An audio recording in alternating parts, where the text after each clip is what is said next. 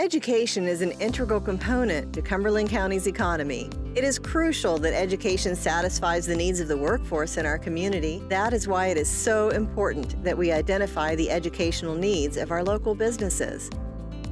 Over 60% of Pennsylvania students enroll in a college or university after high school graduation. Most do so in hopes of earning a higher income.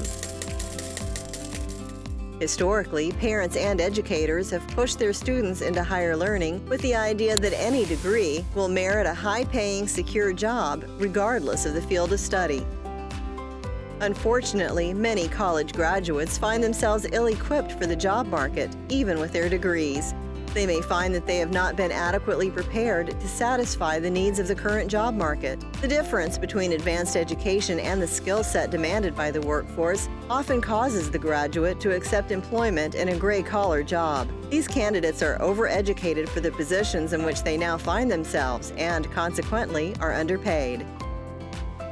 Tuition costs have increased explosively, greatly outpacing inflation. Some private four-year institutions have increased their tuition costs by over 200%.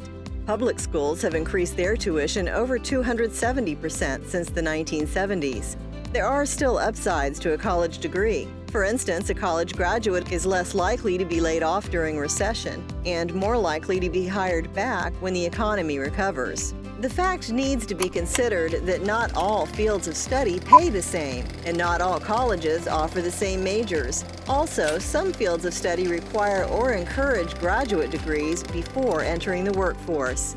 Over the years, our economy has transitioned to a primarily service-based workforce. These service-based jobs offer a combination of high and low-skilled employment.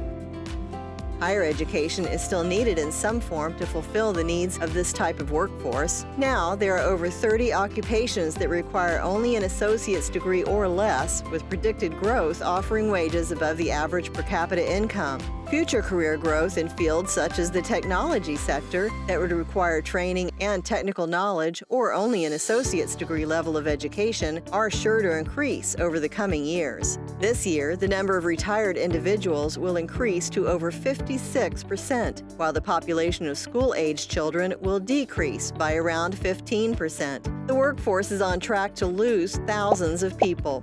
Obviously, this disproportionate demand is going to create a problem. Because the baby boomers had fewer children than their parents did, school enrollment dropped dramatically. This has left businesses in dire need of applicants to fill available positions. In the current job market, for every job that requires a master's degree, there are 2 jobs that require a bachelor's degree and 7 that require an associate's degree or less. The job market breakdown of this 1 to 2 to 7 ratio has been in place since 1950 and will continue for the foreseeable future, even if the economy grows. To meet the needs of the current job market, we need to shift the focus from college for all to a post-high school credential for all.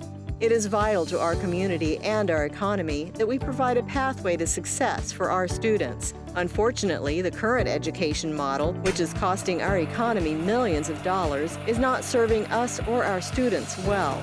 We must therefore change our approach to post-high school education and guide Cumberland County students to successful careers and economic success. But how do we do this? Say a student is trying to decide between the career as a plumber or a career in business management. The average income for a plumber in Pennsylvania is around $55,000 annually, whereas a business manager may earn over $100,000 annually. At first, when comparing these 2 careers, it would seem that the career in business management would be the better choice by far. But hold on. When you consider interests, aptitudes, and skill sets, the choice needs further consideration. What if a student had the aptitude and interest to become an excellent plumber and could be a top performer in the industry? Now imagine that the same student lacked the aptitude and passion to become an excellent business manager. Their income would most likely reflect that. Plumbers at the top of the pay scale may earn $90,000 annually or more.